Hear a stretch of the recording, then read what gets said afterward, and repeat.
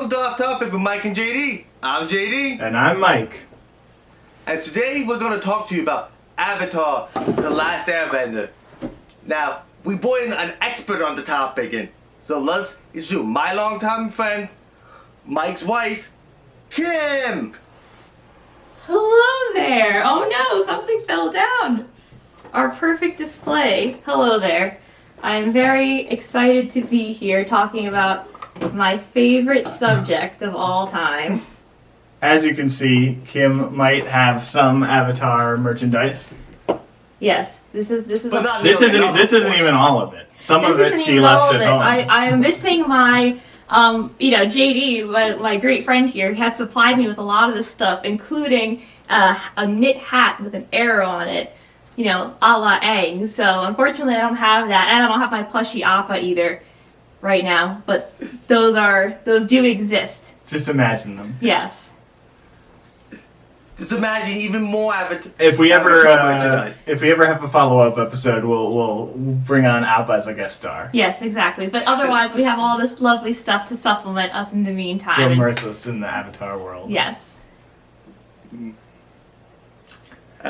So, as you might have heard, there's been a lot of Avatar news lately. Yes, very exciting.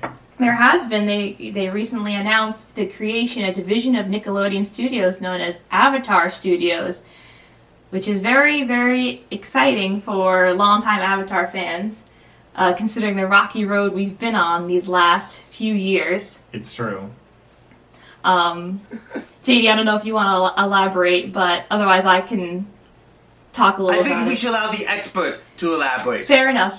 Well, so Avatar Studios, we don't know much yet. I know I found out because I saw Mike and Brian post on their Facebooks and their Instagrams announcing the creation of Avatar Studios, and this is just going to be a studio that's going to explore the Avatarverse and multiple mediums, expand on the stories of possibly existing characters, maybe new characters. We really don't know what they're going to create. We do know their first project is going to be an animated film, which is very, very exciting because if you've been following Avatar for a while, you know that they were going to make a film at the end of Avatar: The Last Airbender, but they scrapped that to make Korra instead. Right. And they took the story that they were going to make the movie with and they made it into a series of comics instead. So an animated Avatar film is very exciting, the prospect of that, especially because the last film of Avatar: The Last Airbender was an atrocity. So creation of Avatar Studios is very exciting. Awesome. I think people are very nervous and skeptical because of the complete disaster the movie was, and with Mike and Brian leaving the new live-action Netflix series, I think a lot of Avatar fans are skeptical, I can't say that word, and nervous, but I have hope, personally. What do you guys think? See, I almost feel like the complete opposite vibe. I feel like I am not skeptical at all. I'm just like raw excitement. I feel like I've already been burned. I've already seen like the worst, the dark depths of despair that was the original movie. And some people have mixed opinions on Korra, but I loved Korra. I've loved the comics, and then we're excited. We want more Avatar content. They announce a live action Netflix adaptation. And I'm like, ooh, I don't know, live action, I'd rather just an animated sequel, like, I don't know, is this going to be good? And then doubly so, after Mike and Brian departed that, I'm like, ooh, now I really don't know. So as soon as they announced Avatar Studios, and they said, oh, you're getting more animated Avatar content from the original creators, I'm like, all right, whatever, like, forget, like, the Netflix series, like, I am all on board this new train, so I am nothing but excited. And if the Avatar live-action series from Netflix still happens and happens to be good, that's just like a bonus.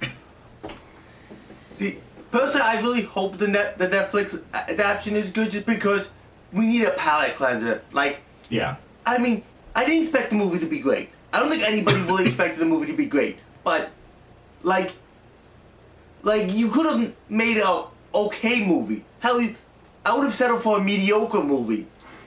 but Yeah. we didn't even get a mediocre movie. See, No. Like you say that you didn't expect it to be great. I mean, maybe I set my expectations too high, but I really think if you put that in the hands of a competent director, you could have had like a Lord of the Rings-esque series for like, younger audiences. I think the biggest crime. I'm saying I didn't expect it. Wait, like let me just clarify. I didn't expect it to be great after seeing the trailer. Like this wasn't what it was announced. It was after they got M. Night Shyamalan to it. Oh, that's what they casted. I'm like, well, maybe it'd be mediocre at least. Yeah. So the creation of Avatar Studios is very exciting. We're already kind of dipping into just talking about the other forms of media that the Avatar franchise has been in. We're already kind of getting into that. So I think we can do for anyone that's not super familiar with Avatar, we can do a quick little brief summary of, what shows have happened, what books have happened. So obviously, the main thing we're talking about is Avatar: The Last Airbender, which was 3 seasons of Nickelodeon in the mid-2000s. Critically acclaimed animated television show, did very, very well, and has now had a big resurgence due to it coming out on Netflix and the pandemic, I think. And Avatar: The Last Airbender actually did so well on Netflix coming out in May that it was the #1 most streamed children's series on Netflix for 2020. So it's had a huge resurgence, which is great because, Avatar fans, it wasn't a huge fandom, but now it's growing. And I think Avatar fans are great because they're very welcoming. They're like, yeah, it's a great show. Everyone should watch it. Jump on board. So obviously we had the original animated show.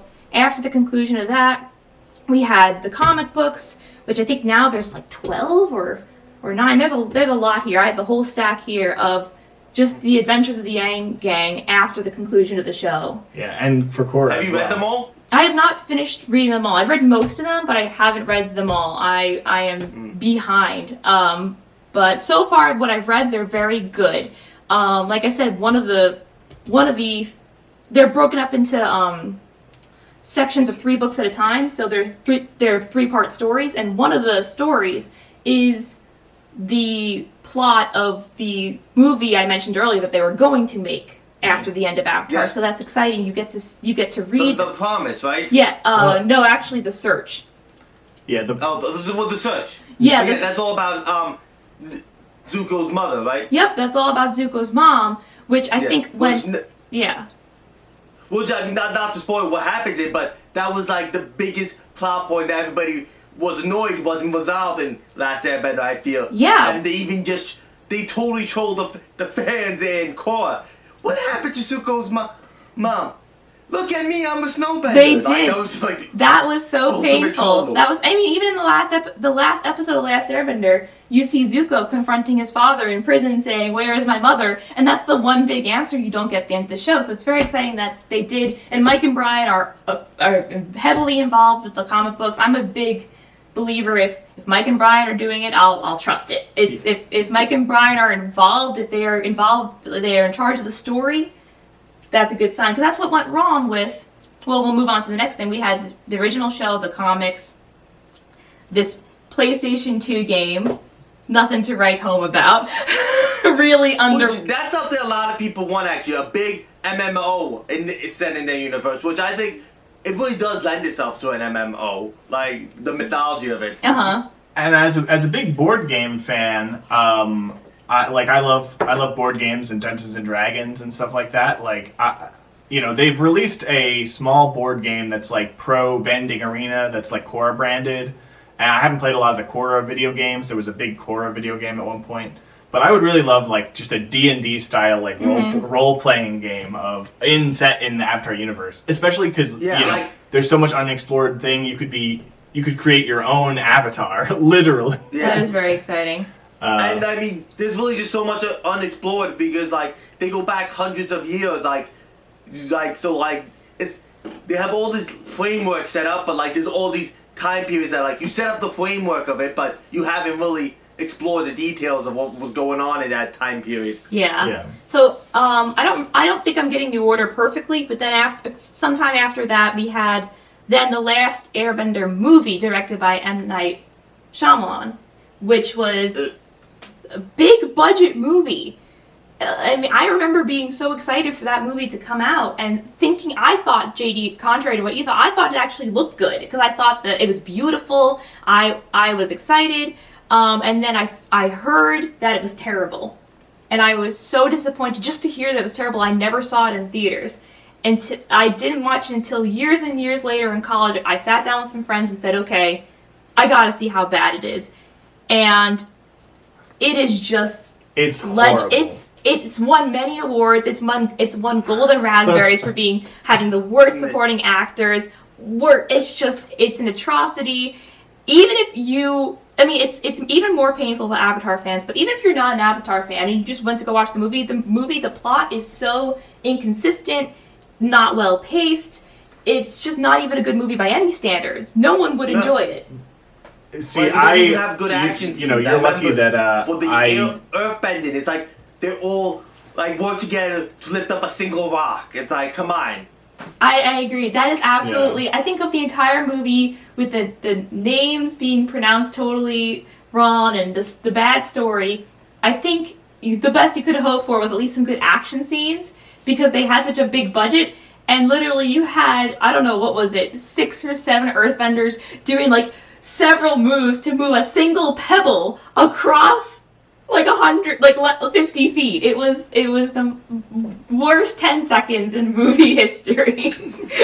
See, you guys all got off easy. I was there on opening night. I was like counting down the days till it came out, and I saw it on opening night. And it opens like exactly word for word with the show opening. Okay. So, and it was kind of wonky, but I was like, all right, well, at least it's like faithful to the show. Like it is one, like, it basically demonstrates how sometimes just mimicking, like, word for word something doesn't necessarily translate into a good product. Like, and also, especially when you don't say those words for words right.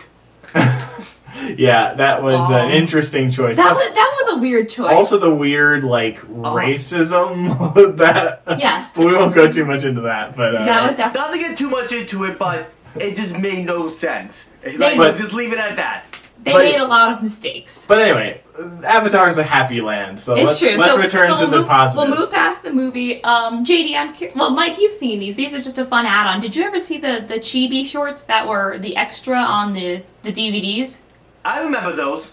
Yeah, I love those. Those are really fun. You've seen those, right? Yeah. Those are fun. And so yeah, we got the bad movie, and then we had the second series, The Legend of Korra, which is 4 seasons and was originally supposed to be a mini-series. But then they got approved for a second season, a third season, a fourth season. Production was very rough on that. They moved from television to purely online, Nick.com, which I remember was very upsetting to a lot of people. I had to watch so many commercials for kids products and kids toys. Yeah. So that was the thing. I actually haven't seen past the first season because of the just poor distribution. Like, I had it set to my DVR to record every episode, but then it went online, and then at that point I'm like, dude, you're making me work to watch this show. It's you're right, JD. If you weren't like super 100% dedicated, like I think I actually even stopped watching after the first season. I just got lazy and wasn't motivated to keep watching and seeking it out, and because it was always on at weird times as well. It wasn't on during even a good time slot when it was on TV. But eventually, I one of my friends was saying, no, it gets really, really good. You should come back and watch it. Because even upon first watch of the first season of Korra, I wasn't in love, so I wasn't particularly motivated to keep watching. But Legend of Korra ended up also being critically acclaimed. Just like after The Last Airbender, it ended up covering a wide array of important and sometimes controversial topics, which it was definitely a more mature show than The Last Airbender. Yeah. Much more mature themes, more violent, but the bending is absolutely insane. And I think that's one of my favorite parts of the show. Also, the animation is just beautiful. Like, yes. I mean, the animation of the first series is fantastic as well, especially in the third season.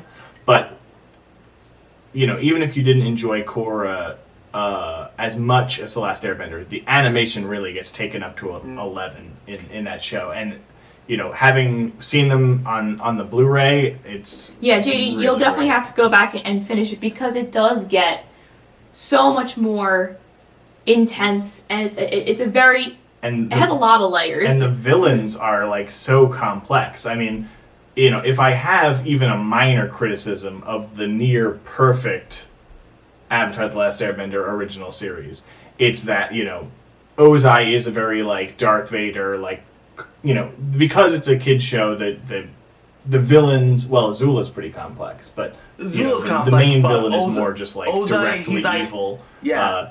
That's pretty I want to like rule the world evil. he's a pretty Yeah. one-dimensional villain. Yeah. Right, whereas, in Korra, I think they really go the other way, and, like, the villains, I think, are just phenomenal, and they're the highlight of Korra. Yeah. And But- then, sorry, JD. No, no, you had something to say. Go ahead, Kim. Oh, I was gonna say, and then we can come back and talk about favorite and least favorite parts after. But then after the Korra, we got the announcement of the live-action Netflix series, which people were also very excited about. And Mike and Brian had originally told the public, "Hey, we're heavily involved. They're working with us. We hope to cast a really diverse cast and stay true to the character of the show." And then they announced, I forget what point in 2020, but towards the end of 2020, that they had left the show over creative differences, and they had hired them as what's the term, show writers or Showrunners? showrunners, yeah, and then they were no longer really taking their opinion into heavy consideration anymore, so they walked away and they signed a new showrunner. So a lot of Avatar fans are just completely saying, if Mike and Brian aren't involved, I want nothing to do with it. I don't trust it at all. If it does ever come out, I will watch it out of pure curiosity. I mean, there's no doubt I would watch it. I mean, despite, I agree with you, I don't think it will have that same spirit as the original. But I mean, Netflix has proven that they make very quality television, so I do trust them to an extent with creating at least a cool series. One of my not to get too off topic, but one of my It's favorite. called Off Topic. You It gotta is. get off topic. I love the Umbrella Academy. I'm like obsessed with it. But like I read the original comics, and it's nothing at all like Okay. the original comics. But it's a great series. So I think there is something to be said of we have the best of both worlds. We have what we really want, which is more animated Avatar from the original creators, but we also are getting this side thing, which might be different in a totally, fun and unique way. You also, we haven't really read it, so we didn't want to talk about it too much, but they also released a trilogy, well, 2, and there's a third one coming out, of novels, young adult novels, talking about Avatar Kyoshi, which I haven't gotten around to yet, but they look really cool. Yeah, I've heard good things. I've skimmed the first 2 pages, and I just got it, so I'll have to read it and let you know how it goes. But they have these Kyoshi novels now, which is incredible because obviously you got a taste of her in the original show, and she's a very compelling character. Yeah, fan favorite for sure. And JD, so you never finished Korra, so I won't spoil too much for you, but we then also, after the completion of Korra on the series, we got Korra comics that, just like the Last Airbender comics, pick up right from the minute the show ends. Right. And you get a continuation exploring what's going on at that point in the universe. I will spoil it for JD. I think that they also, I think Mike and Brian were really passionate about the lesbian romance in Korra, which was something everybody knows about that. Which, see, that's one thing. Like, I'm fine with them doing it. I'm kind of upset though how that's like the only takeaway anybody seemed to have from the finale. I agree. I agree with you there, JD. The finale was fantastic for a multitude of reasons, but obviously that was a big deal considering for a children's show that it was groundbreaking that they had a... Sorry. Well, the point I was trying to make was I think that's part of the reason why they did the comics was because, as much as it was very groundbreaking, it wasn't really even fully, it was like implied. It wasn't even fully confirmed until much, much later that like Korra and Asami were a couple. So I think they wanted to have get to tell that story that kind of Nickelodeon wouldn't necessarily be as cool with them telling. They did go to the studios and they proposed their desire to want to end the show with Korra and Asami in a relationship, in a romantic relationship, and they agreed on having them just hold hands at the end and looking at each other as if kind of a marriage scene, like how two people would look at each other on the altar before getting married. So that was very symbolic and clear that they were entering into a romantic relationship. But, you know, spoiler alert, in the comics, in the first few pages, you get to see their time together, their first kiss together, blah, blah, blah, more of their relationship. So that's, I mentioned earlier how both Avatar, The Last Airbender, and Korra cover topics that are, such as imperialism, genocide, disabilities, all kinds of topics that typically aren't touched on by a children's show. And now you have them trying to bring some LGBTQ representation. I mean, just a taste of it. You have, two bisexual characters, not leaps and bounds or anything, but in the comics you are going to apparently get more gay characters, what I've heard, because I know a little bit about the comics, so that's very exciting that Mike and Brian are very passionate about being as inclusive as possible. And I think that's one of the other reasons I'm so excited about Avatar Studios is my biggest issue with Avatar as a concept is that it's under Nickelodeon. Like, for the longest time, I think Korra was evidence Nickelodeon just did not know what to do with it. They're like, this is critically acclaimed, like, we want more of this, but, like, they didn't know how to market it, they didn't know what, like, demographic they were approaching, because, they're used to marketing, like, SpongeBob, Fairly Odd Parents, it just didn't, as much as they, like, knew it was popular, didn't mesh with how they were used to presenting shows. And so I think Avatar Studios is going to give Mike and Brian a lot more creative freedom to say, oh no, like, we want this kind of character, or we want to explore this kind of story, and, like, Nickelodeon's just going to say, all right, you go do your thing. Yeah. And, as long as there's nothing, like, too crazy, you can... Part of them not knowing, though, who to market it to, I also have to feel like, because it's a show made for kids that's mostly watched by teenagers and young adults, like, but it's still kind of made for kids. That's why I feel it's kind of hard to, like, well, who do you market it to? Do you market to who's supposed to be watching it, or who actually watches it? Yeah, I mean, and that's a whole, we won't get too in-depth with this, but, Avatar: The Last Airbender was clearly made for people, I think the demographic was 6 to 11 or something like that. And I think you had people watching it at the time. I mean, I know I was watching the season finale when I was 15 or 16, I believe. And then Korra, they really did kind of age up with their audience, and they brought in some darker themes. But, the whole conversation of, is a gay character in a children's show, is that inappropriate? Obviously, no, but, this is Right, but that's the thing. That's how Nickelodeon. They're slowly they're getting pushed in. As a corporate entity, they don't have an opinion. They just know how many angry letters they're going to get from moms. Yeah. So, but Korra, point is, I loved The Last Airbender more than Korra, just because I was more in love with the characters. But Korra has so many great themes and stories and compelling villains and interesting themes that. Definitely worth a watch if you watched the original series but never got around to watching Korra. I would highly encourage you to go watch it. Yeah. It has some really intense stuff that goes on. I think if you leave your expectations at the door, if I was watching Korra, not as it's similar to Star Wars in many ways, but it's very similar to Star Wars in that people set their expectations at a certain level. Korra suffered from trying to follow up one of the most critically acclaimed, beloved series of all time. It does have its flaws, but, if I was seeing it as a standalone piece of art and not thinking about the other characters or the previous things, then, like, I think I would have even a deeper appreciation for it. I think you're also underestimating how well Korra did. Korra is critically acclaimed and very well liked. It's, Yeah, it was definitely critically acclaimed, but in terms of, it was kind of sidelined by the company, it wasn't even broadcast, the final episodes.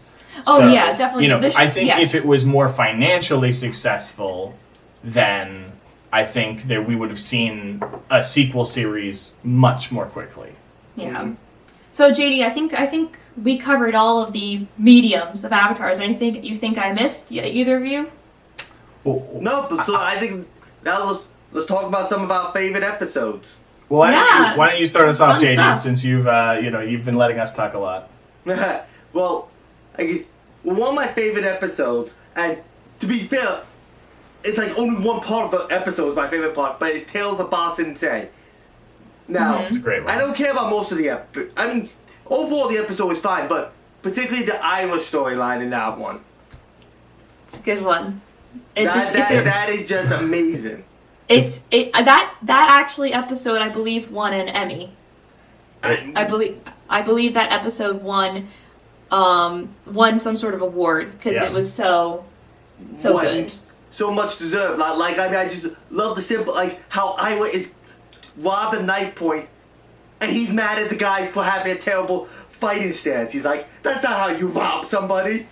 Yeah, Iroh's story is wonderful. Yeah, and I think that's the first time we find out anything about his son. I think. Yeah, you did find out about Lieutenant, I think. Oh, actually, no, you're right. Because when did they talk about how he gave up fighting to break into Ba Sing Se when Lieutenant died? Well, that's the third season. You find that a while. Is that the third season? When Zula's talking about how he was weak and he gave up. Yeah. They mention his failure at Ba Sing Se pretty early on in the series. They do, but they don't tell you why. It's not until the final. He says in the first season he says that he was too tired to keep fighting. And my men were tired. Yeah, he talks about that. Yeah, because it's not until that episode that you mentioned, JD, that you find out the real reason, and then you start crying. Well, even then you don't find out the real reason, but you find out what he has a son that he lost. Like that's the first time you find out about his son. Then I think in the third season you find out more details about it. But it was just such a great thing. Like he's having this optimistic, cheerful day. He's making all these friends, helping all these people out. Yep, he's getting ready for his picnic. And then he has that emotional moment. And I'm pretty sure that was after the voice actor died and they dedicated the episode to him, if I'm not mistaken. It was. They dedicated it to... It says at the end of that sequence, dedicated to Mako. Which is also why they named the character in Korra Mako after him in memory as well. JD, that's a great pick for a standout episode. Definitely. And another standout episode I have, which it's a very much a silly episode, but I love it. It's one of the last episodes is when they go to see the play of Avatar. I think that's a lot of people's favorite episode, the Emperor Island players. Yeah. It's not one like... of my favorite things. I love how Sokka is like, hey, he makes me out to be like, I only make stupid jokes about food. And like, yeah, you make stupid jokes about a lot of other things. Exactly. And he tells the Sokka he jokes to say. I love that. And I love how Toph is in love, like, wait, why do I sound like a big muscular guy? Why do I sound like a buff dude? And like, you're played by a buff dude, and she's like, awesome! Like, I just love how Toph is the only one not to be offended by the performance. She's like, yeah, I'm down for that.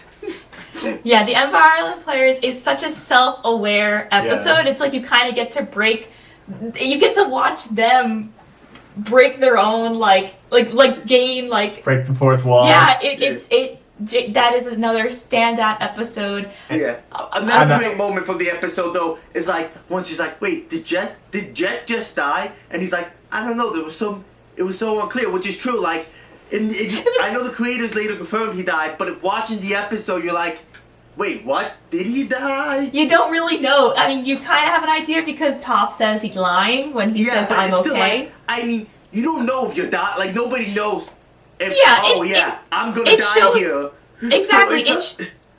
In universes like Lord of the Rings or Star Wars or Avatar, unless you see someone die, you don't really know if they're actually dead. And even then, even if they die, they can come back to life. So I mean, probably not Jet because he's not. I mean, like spiritual being. Well, I know the creators later confirmed, like, no, yeah, he's dead.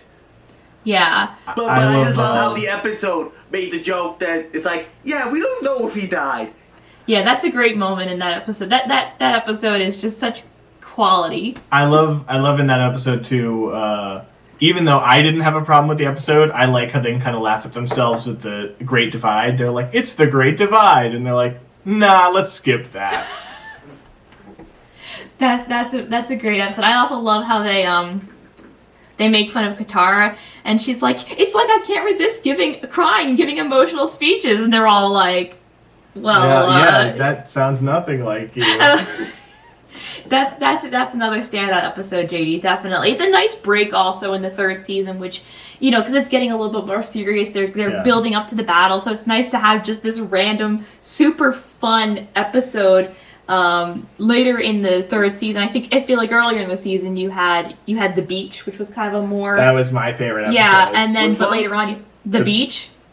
That's the one about Azula, Ty Lee, May, and Zuko kind of going away for the weekend to get away. It's just so fun to see these characters in like a non-combat scenario. That's the one where they're playing like volleyball and they go to the party and everything. Some of the most quotable lines. Yeah, so there's pretty great lines in there. So JD, you mentioned 2 standout episodes. Did you have any? Do you want to move to our favorite episodes or move to? Yeah, go you ahead. Want to talk about characters? No, what are your favorite episodes? Yeah, so Mike, you go first. Do you have an episode that you're really excited about? I mean, from any series. It's probably my favorite episode of. I'm a big action lover, so I mean, my favorite episode is definitely the last one. I count it since it's like an hour-long kind of movie, Sozin's Comet Parts 1 through 4. But in terms of funny episodes, definitely The Beach, I think, is one of the most quotable episodes. I love the Crossroads of Destiny because it's basically The Empire Strikes Back, which is my favorite movie. Yeah. Yeah, and then of course, JD, you didn't get this far, but I'm sure you're aware of Korra Beginnings Part 1 and 2, which is like the flashback where you learn how like the Avatar spirit is created. Oh wow, yeah, that's definitely a standout episode, the best episode of Korra in my opinion, and it competes even with some of the better episodes of the original You learn series. about how the Avatar came to be. Which is, and why like bending exists. It's like the fun thing about Last Airbender. I remember we used to sit around and talk with friends and just philosophize about the physics of bending and the genetics of bending and like, well, why does the Avatar exist? Like, is there a higher power? Like, how does it all work? And this episode explains how the universe works, and it's you would think, oh, it's going to be let down. No, it's very satisfying. It lives up to the hype. Mm-hmm. Interesting. So yeah, those are my favorites. What about you? What are some of your favorites? Oh. I mean, we know we talked about a lot of the great ones. Oh goodness, I don't think. Whenever I sit down to rewatch Avatar, I always think, oh, I'll just go watch the good ones, and then I just end up watching the entire show because every episode's a good one. Even you take the Great Divide. People say, oh, that's a bad episode. I'll watch it. I love every. I think it's funny. I can actually say my least favorite episode, but I can't say my favorite. My least favorite is Bato of the Water Tribe.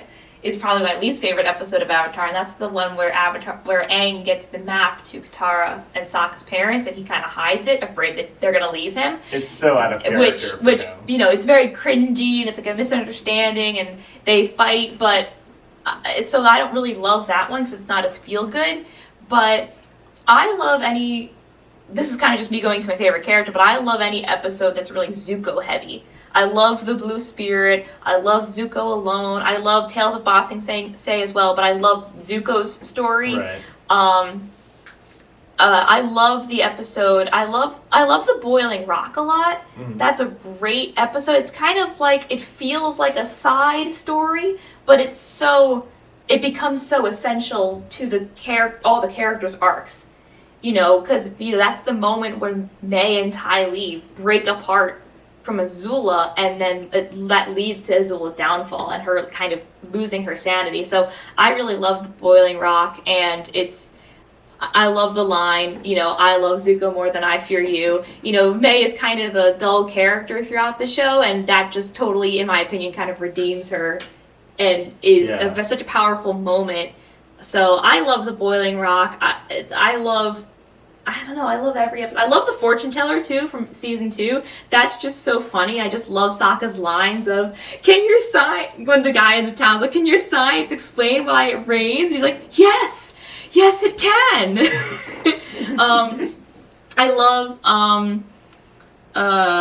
There was another episode. I don't remember what episode it is, but whatever episode it is where Toph gets captured by the 2 guys her parents hired, and she metal bends for the first time, is also a great episode. Oh yeah, that's the one where Aang is learning how to use the Avatar state. Right, I think that's actually learning how to use it, not with the crazy guy, the Avatar state. The crazy Earth King. the one Guru Patik with. It's the episode before Crossroad to Destiny. I think it's just called the Guru. I don't remember. Yeah, it's really hard for me to pick favorite episodes.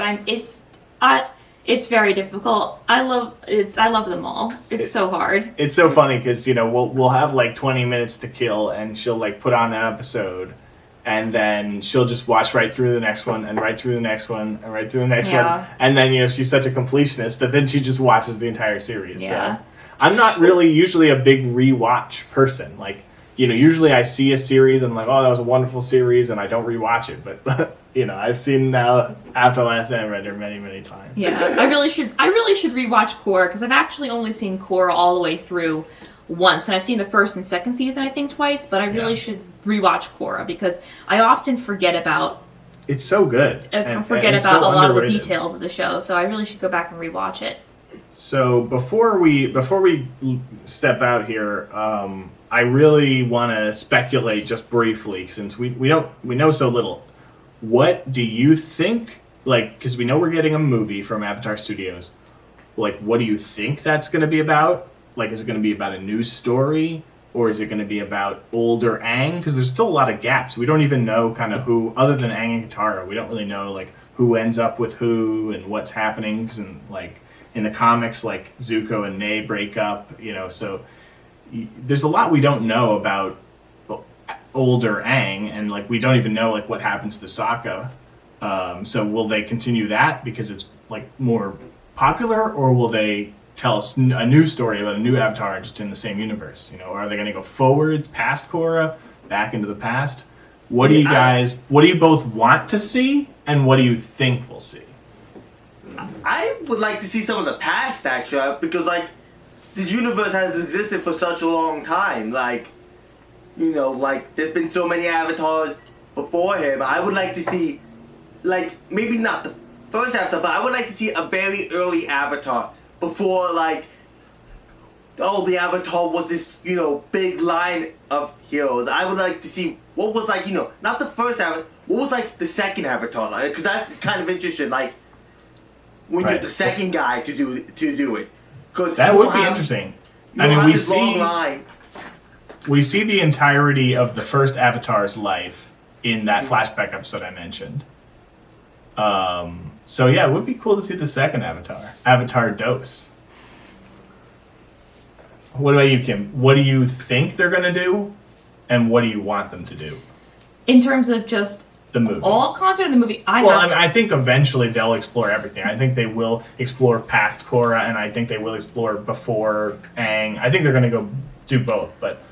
What do you want first? What are you most excited about? I really have no opinion as to what I want to see. I mean, I have no idea what they're going to do. I have absolutely no speculation of what they're going to do. I guess I kind of know what I don't want, though. I mean, I'll be happy either way, but I don't really want them to see... I don't want to see too much more of Aang, because in Korra you learn a bit more about Aang's adult life, and it almost ruins Aang in a couple ways. I mean, he's still a great person, he's a great Avatar, but his character is kind of called into question here and there, and I feel like that's almost enough for me. It's okay, Aang was great, but he was a flawed human being just like everybody else, and you got to meet his kids in Korra, so I don't really care too much about what happened to Aang and that whole gang after the show, especially because you have the comics that go years after the show. So I'm pretty content with that. I would love to find out what happened to Sokka and more about Toph's life. They don't really cover that in Korra too much, and they haven't covered it too much in the comics. But I agree with you, JD. I would really like to see just kind of more random stories from the universe, even if it's just about other benders. It doesn't even have to be about the second or third or 100th Avatar. I would love to just see more stories from that universe. Maybe some side stories about other people that were displaced during the 100-Year War, or were there other wars in Avatar history where big changes happened. You're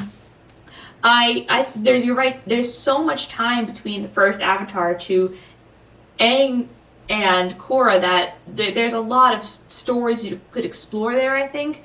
So I would love to see that. But if they keep just doing Aang, that's fine too. I mean, I love those characters. I love Katara and Sokka and Zuko and Toph and Suki. I love them all. So if they want to continue that, that's fine. But I think if I had to pick, I would pick more learning about other avatars or other people. Yeah, so I think the thing I'd be most excited about would be past Avatar stuff. But I mean, there is enough, like when Korra first came out, they released this picture called Old Friends and New, and we kind of see like a middle-aged Zuko with like 2 broadswords, and like it looked really cool. So like I wouldn't mind like exploring like middle-aged Zuko, because we kind of see him as a young man, like first becoming a Fire Lord, and then we see him as like an elderly man, like kind of past his prime. But we never really get to see a lot of the Aang Gang in their prime. Or they could do a whole movie about old lady Katara and old man Zuko falling in love. That would make a lot of people really happy. I think that would make a lot of people very happy, because all the Zutara shippers didn't quite get what they wanted, obviously.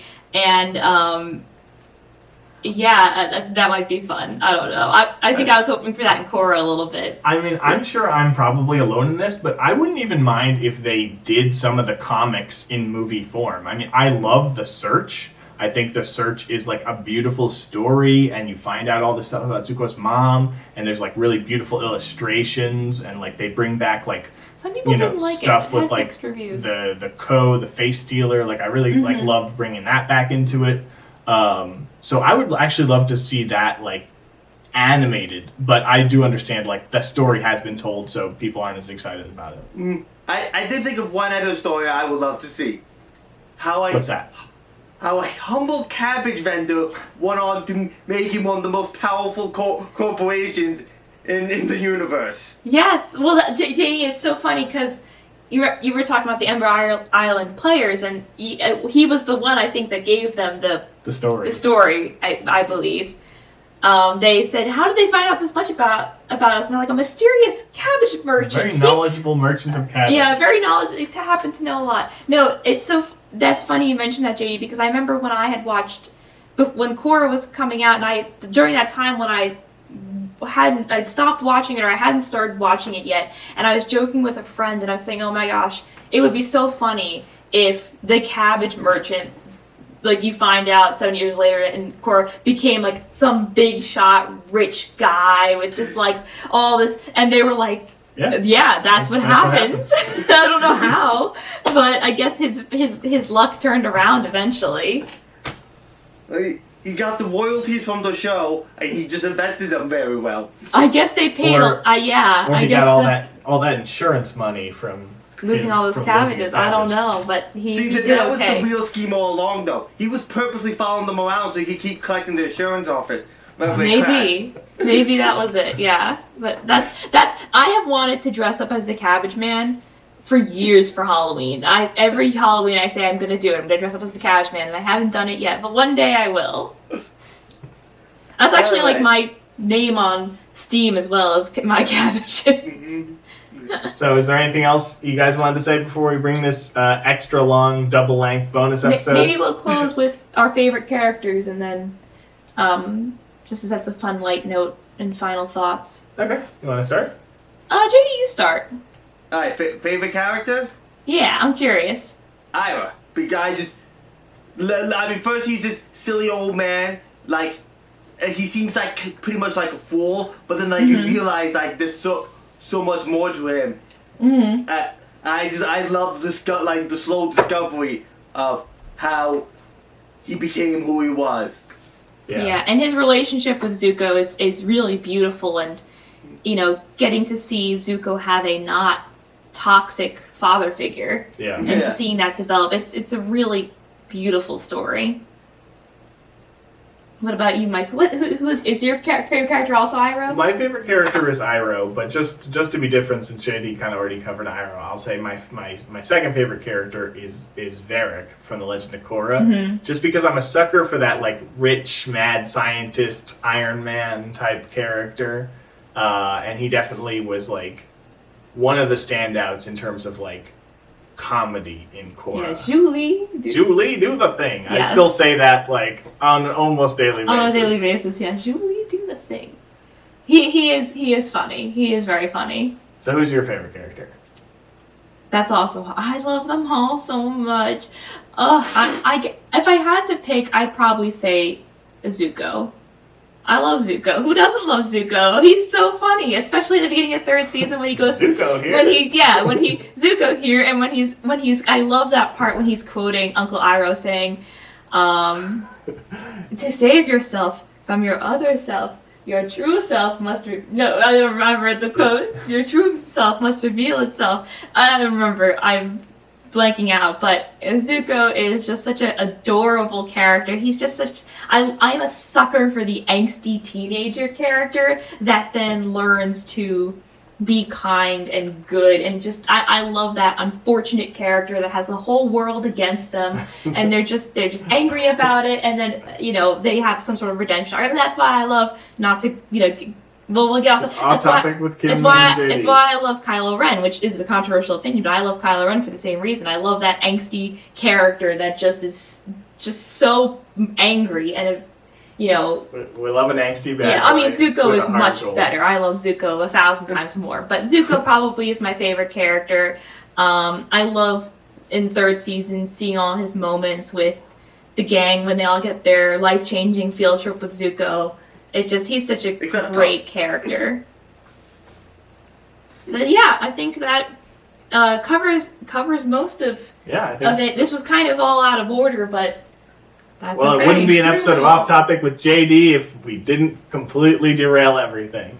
And we also went extremely long. So to have one person still listen from the 3 people who started, thank you for sticking around.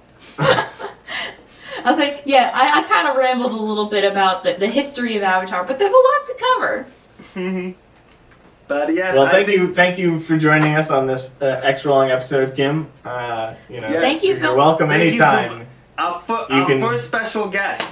Yeah. I'm very honored to be the first. If you listen guest on the show. If you listen closely on the early episodes, you can hear her cooking in the background. Yes. Or sometimes coming back in through the door when she gets home from work. Yeah, all that extra noise is me. She's guest starred before, but it's nice to have you in person. Yeah. All right. Well, that's it for this episode. Yes, I'm still JD. And I'm still Mike. And I'm Kim. Bye.